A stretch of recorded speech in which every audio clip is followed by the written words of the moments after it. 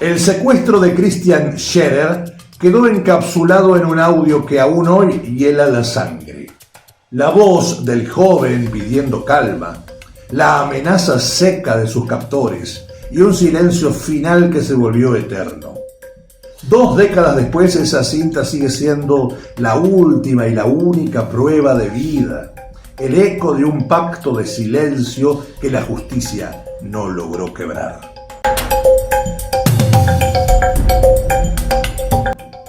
En Crónicas de Pasiones, Muertes y Desamor presentamos Voces en la Penumbra, el eco del secuestro de Christian Scherer. La cinta arranca con un zumbido metálico, ese chirrido inconfundible del carrete poniéndose en marcha. De pronto una voz, joven, masculina, quebrada por una tensión que intenta disimular. Dice estar bien, dice que la familia debe hacer lo que los hombres piden.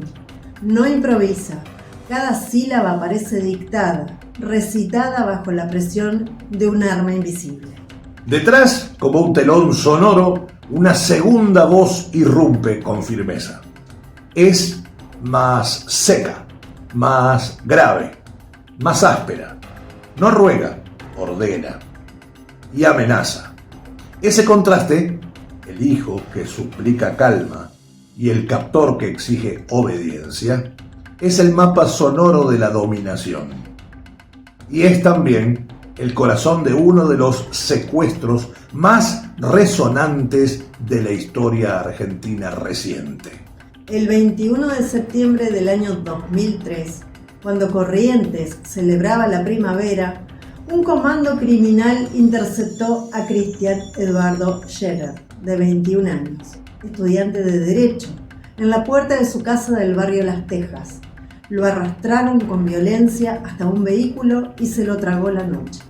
Lo único que volvería de él, lo único material que atravesaría las fronteras del tiempo, sería esa cinta, esa prueba de vida que con los años se convertiría en un epitafio sonoro. El operativo fue quirúrgico. Los captores conocían rutinas, movimientos, horarios. La víctima era un blanco codiciado, hijo de Juan Pedro Vasco Scherer, un médico y empresario con bastante influencia, política en la región. Aquella noche de primavera, la violencia se desplegó en segundos. Christian fue golpeado, maniatado y trasladado. Desde entonces comenzó un periplo clandestino que lo llevó a 3 lugares distintos en la provincia de Corrientes. Primero a una chacra, luego a una casilla precaria en el paraje Ombucito, en Paso de los Libres, y más tarde, según reconstruyó la investigación, trasladado a Brasil. La familia, sumida en la angustia, recibió el primer mensaje, la grabación que confirmaba que Christian estaba vivo. A partir de ahí, cada segundo de audio se convirtió en objeto de pericia. Los investigadores buscaban en los silencios, en los ruidos del fondo de la grabación, en el soplo del viento filtrado por una endija, buscaban alguna pista que delatara el paradero del joven. Detrás de las voces había una banda transnacional, un engranaje que combinaba violencia argentina, logística paraguaya y conexiones brasileras. No era un hecho aislado, se trataba de una organización que había perfeccionado la maquinaria del secuestro extorsivo. Los nombres fueron apareciendo con el tiempo, en expedientes, en fugas, en detenciones. La justicia reconstruyó la cadena con paciencia forense. Rodolfo Lorman Krenz, alias el ruso, y José Horacio Maidana, sindicados como coautores del secuestro, profesionales del delito, fueron hallados años después en Portugal tras asaltar un camión de caudales. Ángel Pedro Barbieri, abogado, cerebro logístico, partícipe necesario, condenado a 25 años de prisión en el año 2007. Néstor Horacio Barczuk, otro engranaje clave, también condenado a 25 años. Judith Alvarenga, cómplice vinculada a la logística, recibió 8 años. Raúl Salgán y Cristian Carro Córdoba, custodios y ejecutores, 25 años cada uno. Gonzalo Adrián Acosta, 16 años. Claudio Corneli Belén, 12 años. Miguel Ángel Carbonell, dueño de la casilla en Paraje Umbucito donde retuvieron a Cristian, condenado en 2022 a 13 años. Otros nombres desfilaron como sospechosos y terminaron absueltos. Miguel Ángel Ramírez, María Esther Zulo, Sergio y Oscar Salgán, Jorge Gabriel Zulo. Era una banda amplia. Terminaron a los absueltos, no por inocencia precisamente, sino porque no dejaron huellas procesales suficientes. Cada uno cumplió un rol: el planificador, el intermediario, el que custodiaba, el que movía dinero, el que proveía casas seguras. Una coreografía criminal que funcionó como maquinaria implacable. El caso Scherer tuvo varios juicios.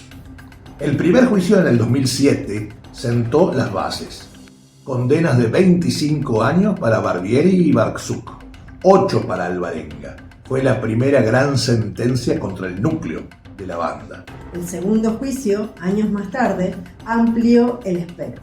Allí cayeron Raúl Salgán y Carro Córdoba, a los dos 25 años cada uno. Acosta 16, Corneli Belén 12. Otros, por falta de pruebas, salieron absueltos. La Cámara de Casación revisó y confirmó muchas de esas penas, incluso agravando la calificación del delito por el uso de armas. En el 2022, casi 2 décadas después del secuestro, se condenó a Miguel Ángel Carbonell a 13 años por haber aportado el lugar del cautiverio. Fue un juicio tardío, pero que reavivó el caso. En paralelo, la Corte Suprema rechazó la excarcelación de Barbieri, señalando que como uno de los cerebros del secuestro todavía podía tener información sobre el paradero de Cristian y usarla para obstaculizar la justicia. Mientras tanto, los prófugos más resonantes, Lorman y Maidana, fueron detenidos en Portugal en el año 2016.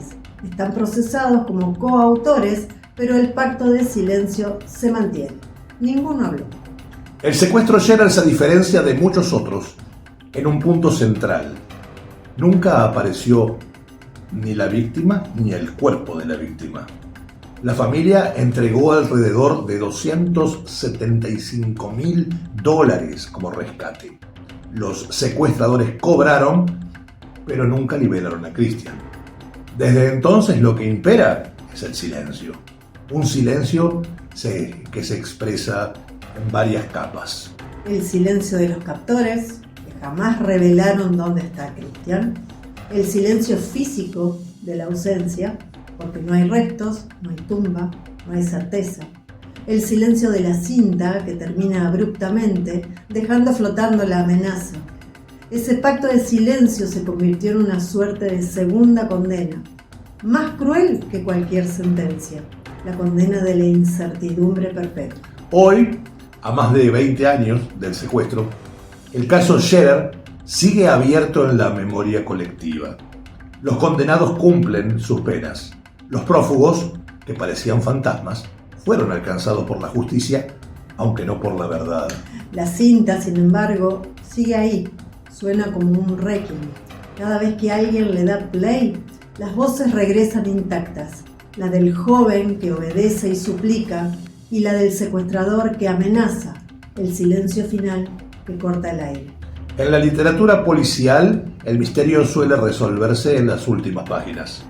En la vida real, en cambio, el misterio se perpetúa. El audio de Christian Scherer no ofrece respuestas, ofrece preguntas.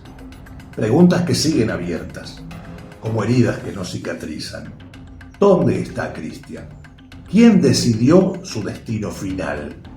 ¿Por qué, tras tantas condenas, nadie habla? La crónica, como la cinta, no tiene cierre.